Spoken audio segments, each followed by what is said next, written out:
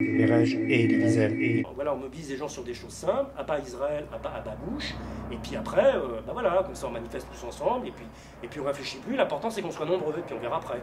Voilà, mais nombreux, pourquoi faire? tu es, comment on pourrait dire, révulsé par le tourisme à Auschwitz, le lieu de mémoire, les gens qui... Ouais, alors, non, ce que je t'avais dit, mais ça je vais le redire avec grand plaisir, je m'en cache pas, c'est vrai que le film de Lanzmann sur Shoah m'a beaucoup intéressé, entre autres, là-dessus. C'est qu'on ne peut pas, que ce qu'on filme n'est pas la réalité. Ça devient forcément un spectacle. Donc, si on filme des gens quelqu'un en train de torturer un autre, ça devient un spectacle. D'ailleurs, même si on filme un couple faisant l'amour, ils font plus l'amour, ça devient un spectacle. Bon, ça, je ne sais pas si Lanzmann a dit ça. Mais bon, ça fait rien, je le dis quand même. Donc, ce qu'on filme n'est forcément qu'un spectacle, donc une jouissance du spectateur. Donc, devient anecdotique. Donc, c'est pour ça qu'on ne peut pas reconstituer ou filmer la Shoah, parce que dans ce cas, ça devient un grand barnum, entre guillemets, ça devient un spectacle. Alors, effectivement, la maison d'Anne Frank à Amsterdam, je pense que c'est vraiment révoltant, de foules qui vont voir la maison d'Anne Frank, et c'est comme Lourdes, quoi, un peu, ils sont là pour expier, ou je ne sais pas, peut-être une mauvaise conscience qu'ils ont eue. Oui, ils croient peut-être que c'est une maison témoin. Une maison témoin de quoi? Le témoignage, il n'est pas là. Les témoignages, c'est pas quelque chose qu'on peut toucher, c'est quelque chose qu'on ressent, qu'on a en nous, qui nous poursuit, mais c'est pas quelque chose qu'on peut qualifier, qu'on peut quantifier, qu'on peut montrer. Justement, l'amour qu'on porte à quelqu'un, c'est pas par la déclaration qu'il existe, c'est par le fait qu'on l'aime, mais non pas par la déclaration. La déclaration, c'est comme les impôts, quoi. C'est anecdotique et ça n'a pas lieu d'être. Et donc, effectivement, que Auschwitz devienne un lieu de pèlerinage. En plus de ça, je crois qu'il y a Jean-Paul II qui a une photo. Alors là, bon, c'est vrai que là, je sors un peu la carabine parce que je vois vraiment pas ce que vient faire Jean-Paul II là-dedans. Enfin, sans polémique. Hein.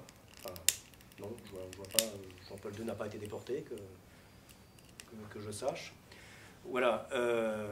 Et effectivement, je te dis que j'avais été outré parce que je n'ai pas la télé, mais la rare fois où je l'ai vu, c'est un miracle certainement de l'au-delà. J'avais vu une émission. Un certain Bigard, qui est un comique, bon, quelqu'un qui se veut comique, qui disait ce qu'il pensait devoir dire, et juste après, il y a eu Elie Wiesel. Et ça, je trouve ça incroyable. Que Elie Wiesel soit sur ma position, je pense, hein, en disant qu'on ne peut pas faire un spectacle d'Auschwitz, etc., et qu'il ose, après, passer en antenne 2, enfin, je ne tiens le plus, je ne sais pas sur quelle chaîne, après Bigard, et que ça soit mis sur le même plan, ce qu'a dit Bigard, bon, ce qu'il regarde, et qu'après, il y ait Elie Wiesel qui parle d'Auschwitz, mais je ne comprends pas comment Lanzmann ne lui a pas envoyé une lettre d'injure. Tu vois, c'est comme si les gens de mon propre camp, qui justement sont sur ma position, effectivement, on ne fera pas un spectacle de la révolution, de l'amour, de la déportation, de la Shoah, parce que dans ce cas, ça devient un spectacle de voyeurisme, d'émotion, et donc quelque chose qui n'est pas éthiquement juste. C'est comme si tous ces gens qui étaient sur mes positions, qui m'ont enseigné ça, entre guillemets, maintenant ils renoncent.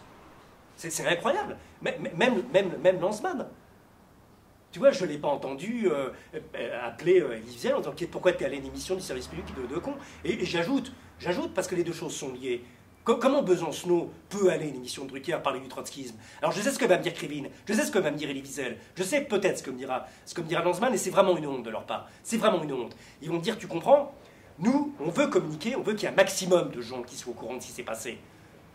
Mais comment ils peuvent dire ça par rapport à la Shoah? Le but, ça serait qu'il y ait un maximum de gens de savoir ce qui s'est passé à la Shoah. Si tout le monde est au courant de ce qui s'est passé à la Shoah, ça n'arrivera plus. Mais c'est quoi ces âneries?